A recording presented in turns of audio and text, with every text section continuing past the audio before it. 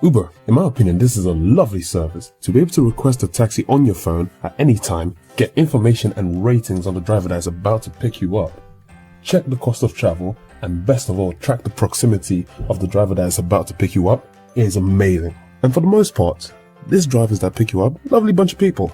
Very lovely, at least from my experience anyway. It's a very convenient tool, and I think everyone should get it right. However, it isn't without its problems. And by problems, I'm not talking about the app.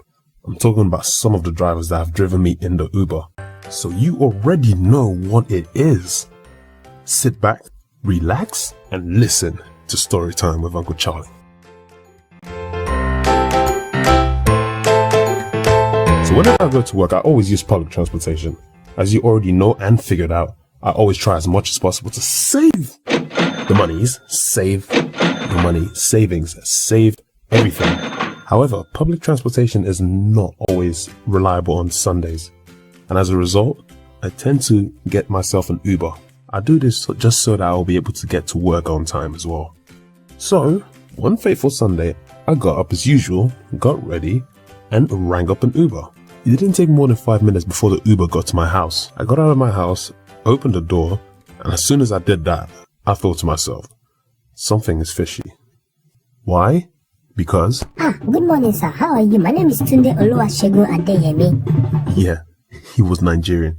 So I'm like, yeah, mate, how you doing? You okay? And he goes, we thank God. All is well, sir. Thank God.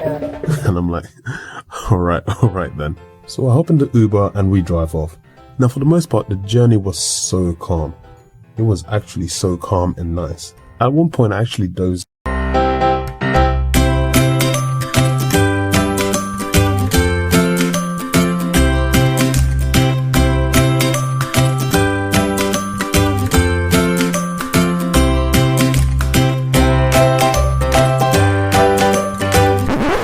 Right around the time when I was about to get to work, the car came to a sudden halt.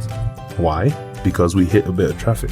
So I took out my phone, looked at the time, and saw it was 7:45. I thought to myself, my shift starts at 8.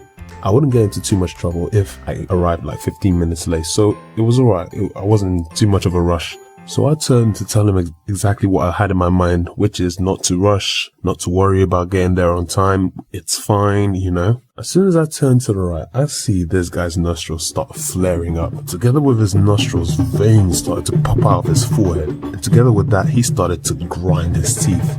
I looked at him in shock and saw that this guy was getting impatient. And he wasn't the one going to work. A part of me wanted to calm him down, but the other part of me wanted to find out what exactly he was about to do. And in a heartbeat, this guy peels off.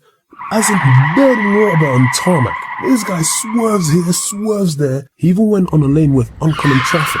As soon as he did that, I thought to myself, this guy is insane. This guy wants to kill me. This guy doesn't want to live. This guy thinks that I'm about to die right now. This guy wants to drive us straight to hell. So I had to put my hand on this guy's shoulder and calm him down before he gets us both killed. In the end, I was able to get to work safely before I started my shift. And I have to say, that was the first time in a long while I was properly shook. But to add insult to injury, as soon as I get off the car, this guy pulls his head out the window and shouts, "Oga sir, I beg, rate me 5-star, please. Thank you."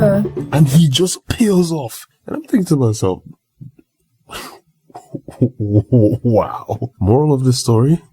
Do a background check on your Uber. Like literally background check, like immigration background check. Every single thing background check on your Uber before you get into the car and drive. Because you may not know, that might be your last ride.